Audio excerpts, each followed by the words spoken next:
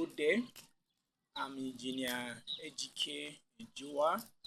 I'm welcoming you to our online tutorial on software development. Kindly watch our tutorial. We shall be looking at Understanding promises in JavaScript. Instructor/coordinator Engineer Ejike Njowa, powered by Multiple Global Services.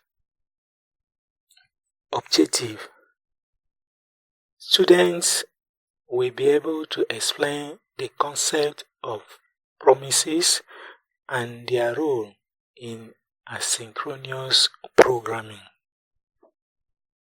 Introduction.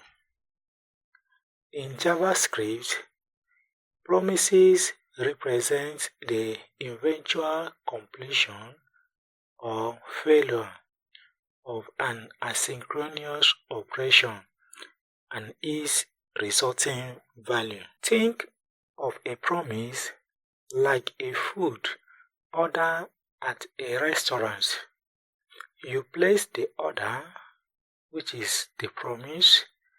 The kitchen prepares it, that is pending, and eventually you either receive the meal fulfilled or are told it is not available, that is rejected. Coding examples. As you can see displayed on the screen, this is the HTML code for this topic. Let's move to the coding environment proper. At the HTML coding environment, we have our doc type HTML. Below it, we have our HTML open tag. Inside it, we have lag, which is language, is equals to EN, which is English language. Then below the HTML open tag, we have the head open tag. Then below the head open tag, we have the code meta space chassis is equals to UTF, which represents character and encoding.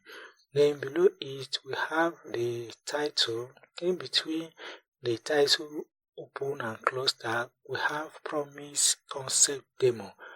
Then we'll now close the head. Then below it, we have our body open tag. Then below the body open tag, we have our H2 code. In between the H2 open and close tag, we have understanding promises. That is what we display on the web page. Then below it, we have our button code for button. In between the button open tag, we have ID is equals to start tags btn.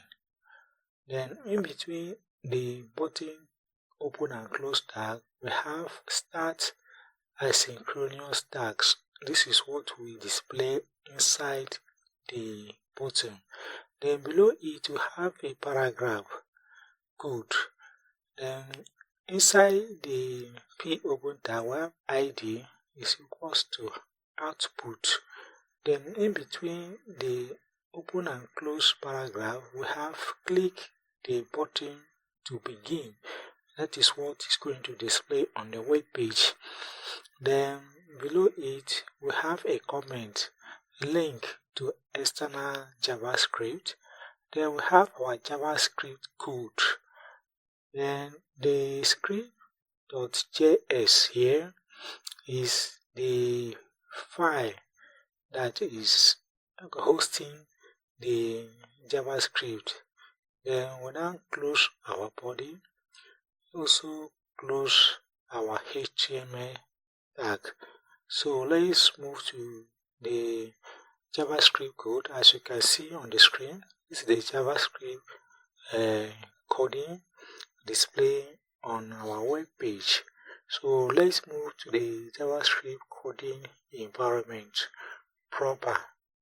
So here we have our comment, a simple asynchronous task using a promise. Then this is our line of code. Then we have function simulate asynchronous tasks. Then take note of all the curly brackets, the brackets, take note of all the commas, monitor this code very well.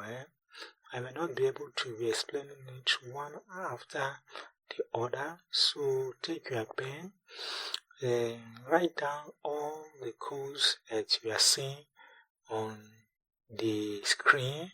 So follow it one after the other, pencil it down to be able to write your code effectively. Then we have let task complete is equals to true. This change to false to test rejection. Then below it we have if task complete, then you now have below it resolve task completed successfully. Then otherwise we have our else. Reject task fail. Then below it we have the seconds. This is going to, the stimulus will be for 2 seconds. I have code for that.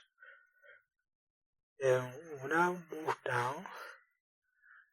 We have our code for the btn, that is the button. Constant space button is equals to document.getElement by id. We have start tags btn. Then below it we also have another code, constant output is equals to document.getElement by id. Our output. Then this id output is what we are seeing on the code.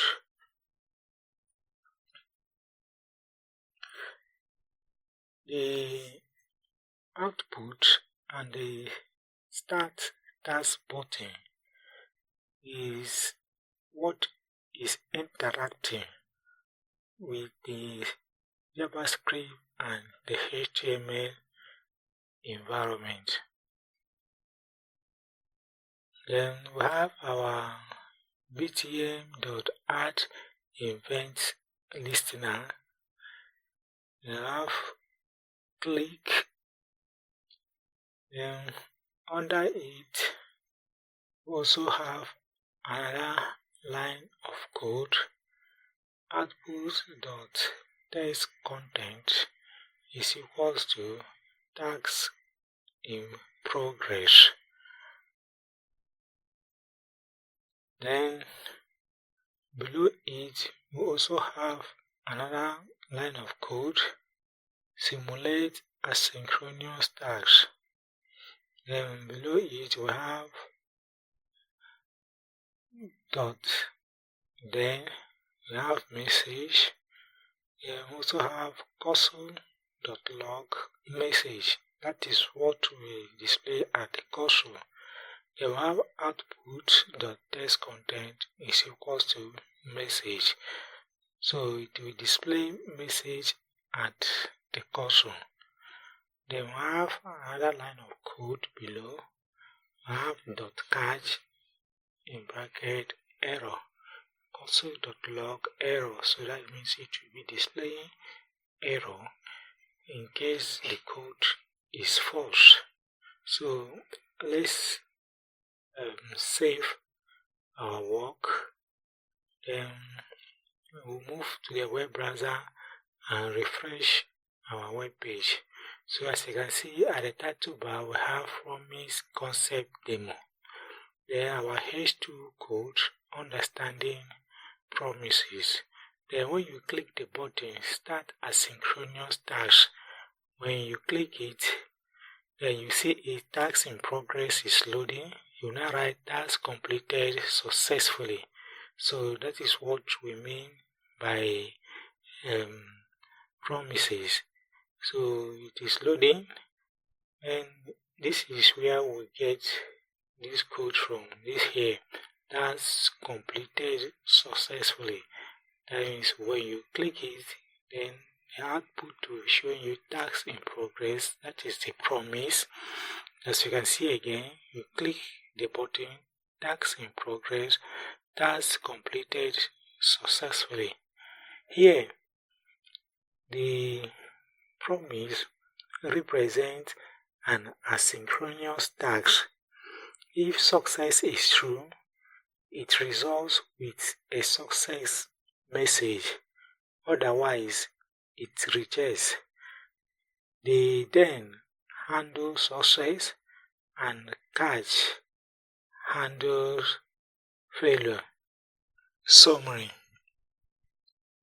promises provide a structured way to handle asynchronous operations, avoiding callback error. Conclusion: watch the next video on implementing promises in JavaScript code. Thank you for watching our tutorial.